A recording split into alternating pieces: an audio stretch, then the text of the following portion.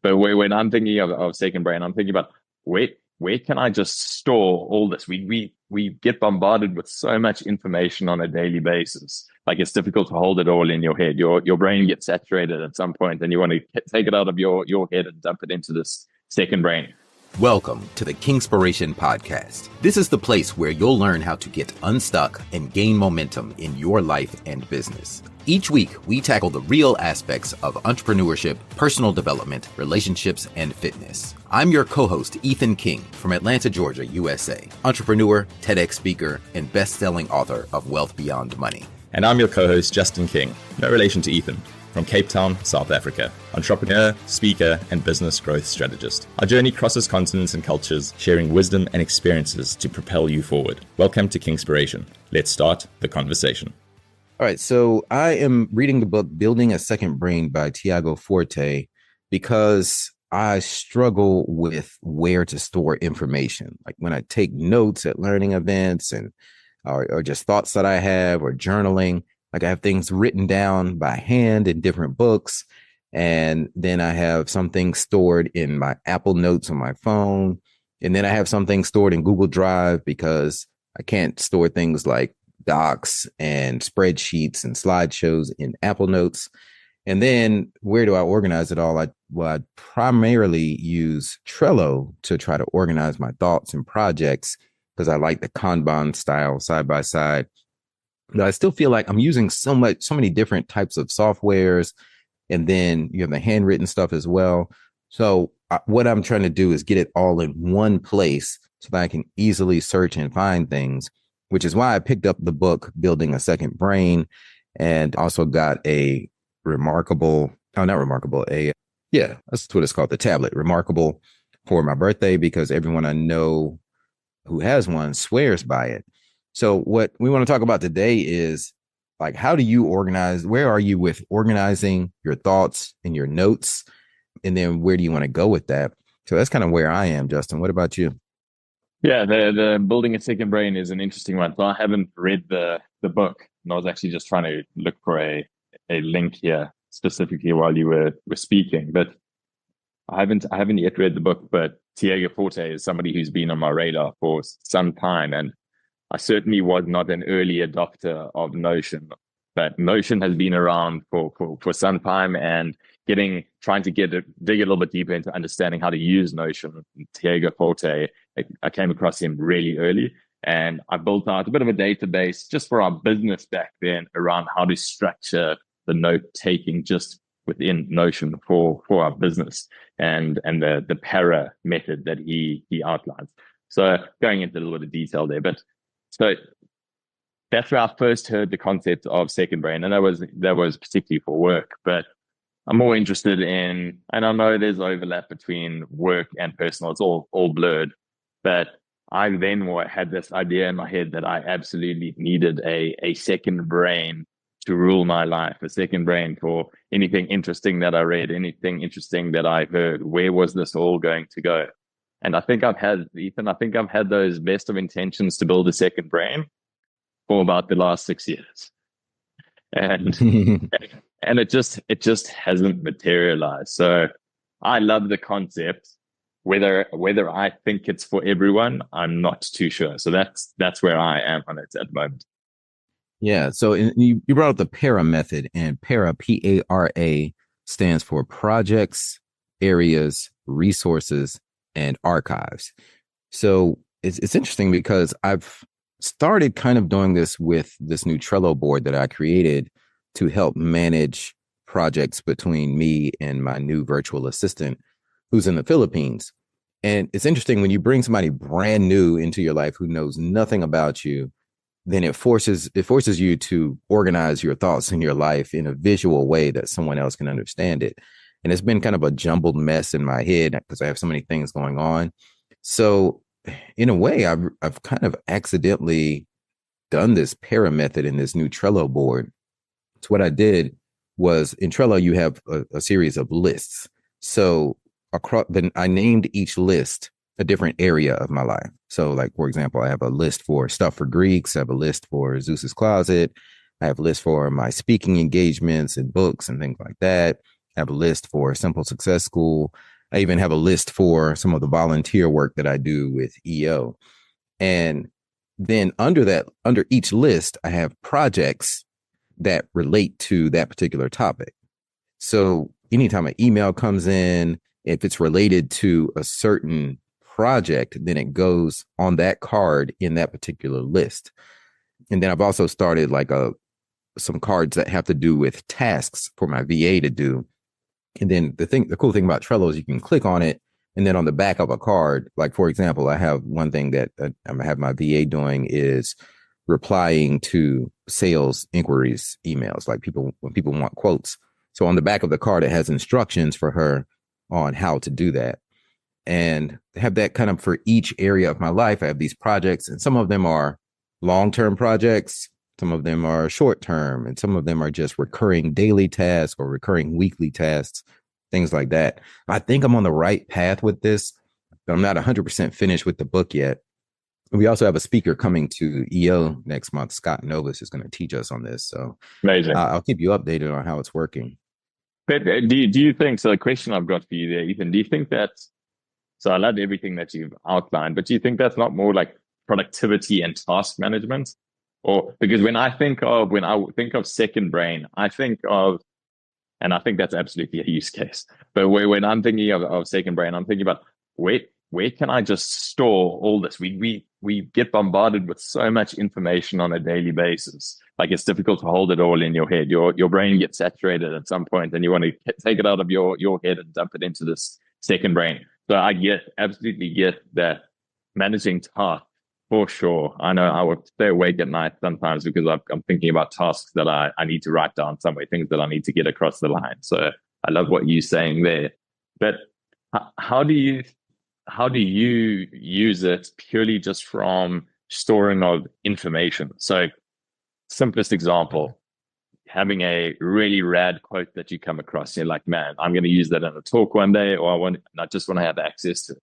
Have you figured out a way to store that type of information yet? Yeah, see, okay, so this is the problem, because what I just described in Trello is project and task management. Yeah, you brought up a great example about quotes. So for some reason, I happen to I have a note in my phone, and it's probably on my phone because I always have my phone with me. But whenever a cool quote pops in my head, or if I hear a quote from someone else, I put it in this quotes document. Or if I think of a cool quote, then I put it in the quotes document. And I just cite myself as the author of that quote. But I can always go to quotes in my phone and find this whole list. But that's not in. So I guess in a way, it's in two different places, right? Because it's not in this Trello. But I guess that's okay, because our brain does project management, and it also just stores random information as well. So it's different parts of the brain, I would imagine. And so I guess maybe your second brain can consist of, maybe I just need to be okay with having like 3 different softwares where I store things depending on what they are. I think so. And I think the big step that you have taken now, and I would love to get my hands on one as well, is getting the Remarkable, because that would be the one. So, and like you were saying to me earlier, you've got multiple notepads or notebooks, you're just grabbing one, whichever one's closest at the moment. And I tend to do the same. So getting that digitized and into some sort of searchable format, I think that's a game changer. So if you had Trello, you had Apple Notes, and you had Remarkable, which would potentially just pull through to Trello. I'm pretty sure that it auto syncs and you'd be able to connect it through. Then I think that's quite a good, let's call it a little brain ecosystem, if nothing else. And I kind of do the same. So there's essentially three tools that I use to capture all these thoughts, elements, articles, quotes, whatever it is. And we've mentioned 2 of them on a very early episode before. The one is Readwise, the other one is Snipd, and then the third is Notion. And so the way that I use Readwise is when you're reading any books, you can highlight content, and that automatically gets saved, your highlighted sections. But Readwise also has an amazing tool where once you've got it on your phone or in your browser, any article that you come across, you can highlight text in an article and it saves to Readwise. If you come across a quote, if you highlight it, it can save to Readwise. When I'm reading newsletters that I subscribe to, sections of newsletters, I can highlight and then also save into to Readwise. And every time I'm doing that, I'm able to tag it. But Readwise itself is becoming this great repository of content that I've consumed while reading. Let's put it that way. And then that auto pulls through to a Notion table where I can allocate it.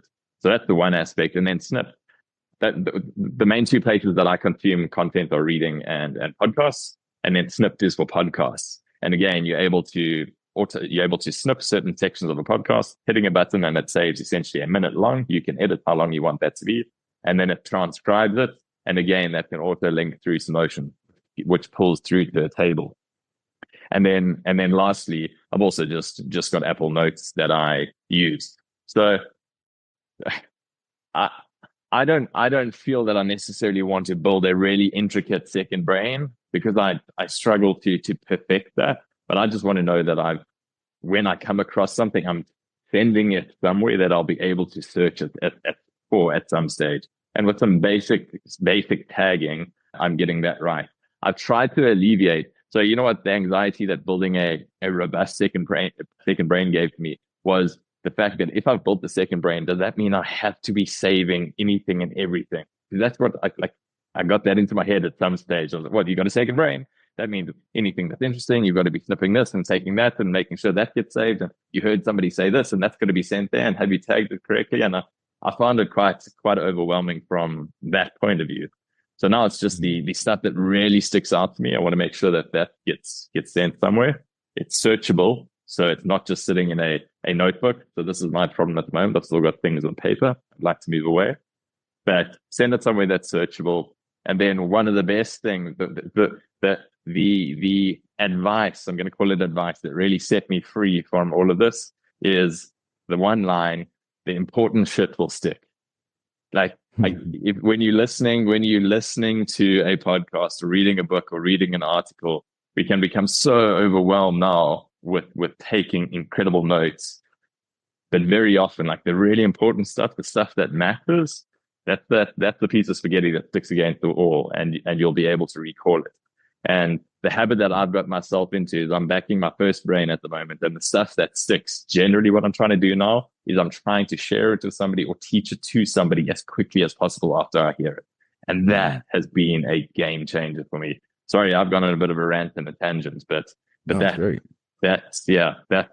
second brain, first brain, each, man, that's been a game changer for me. Yeah. So while you were talking about Readwise and Snipd and things like that, those tools, I was doing a little research, and you can of course sync those to things like Google Drive, Notion, Obsidian. So if you do have this second brain, and Obsidian just keeps coming up, I think that's what we're going to learn about at the EO event. But I guess if you point all of these things, your Readwise and your Snipd and stuff in your notes to the one place, then you can always go and just search it. And it's something about linking.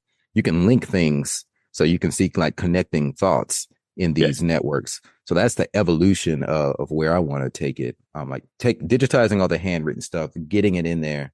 And I do think it can get pretty nerve-wracking to think, oh, I got to put everything in this second brain.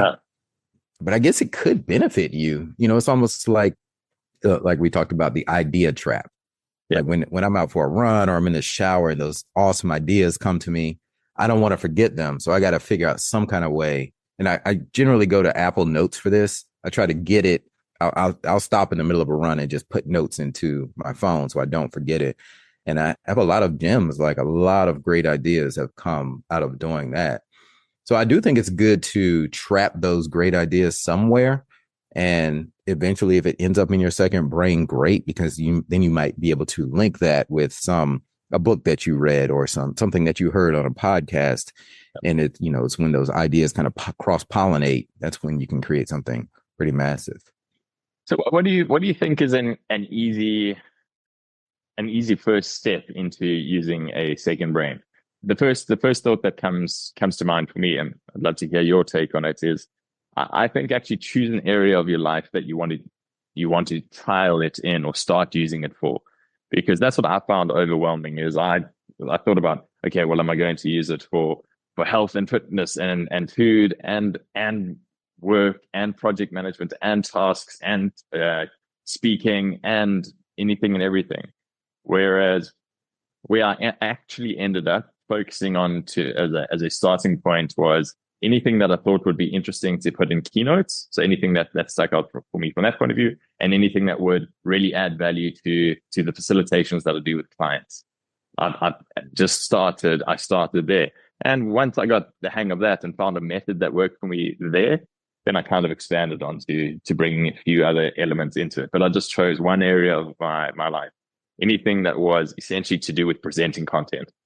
And that's where I started. I didn't want to miss out on the little gems that I was finding reading books and in podcasts. And that's where I started. So that made it a lot easier for me to kind of step over the threshold to actually get started before just trying to build it out into this, what in my mind was an absolute beast.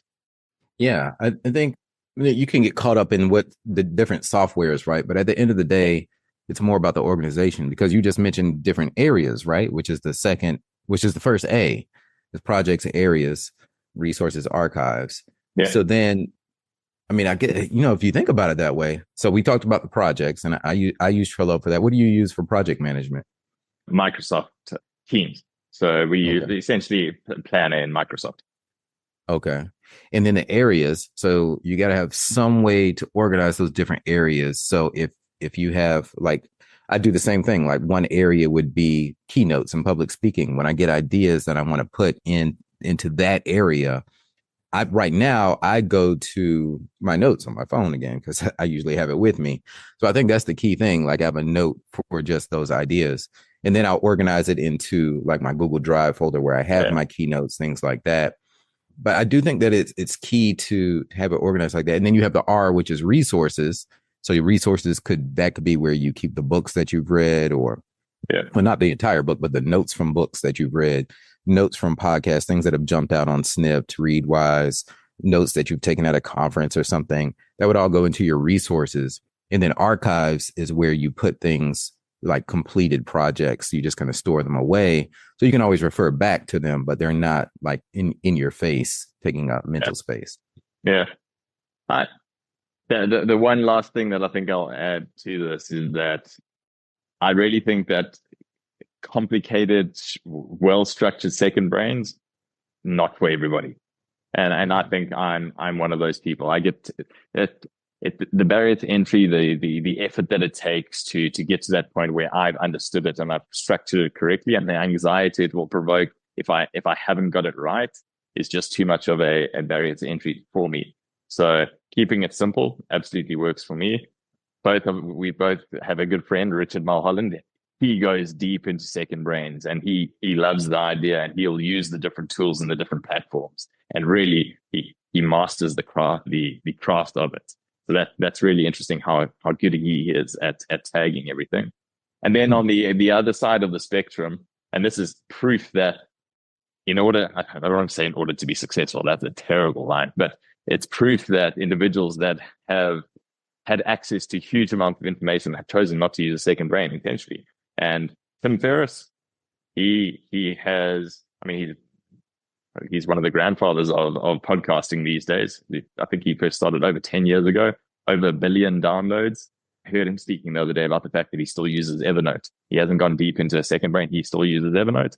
And Chris Williamson, Modern Wisdom podcast, over 700 episodes, one of the fastest growing podcasts in the world, Apple Notes, and he swears by it. Tags things well, says it's searchable, and he has never lost or missed anything that he was looking for. So I think that the main outcome is use something and then just use it well. Like, don't overcomplicate it. Use something, use it well. Yep. Well, I think that's a great place to end. Thanks, Justin. Yeah, amazing. Ethan, a pleasure as always. That's a wrap for today's episode of Kingspiration.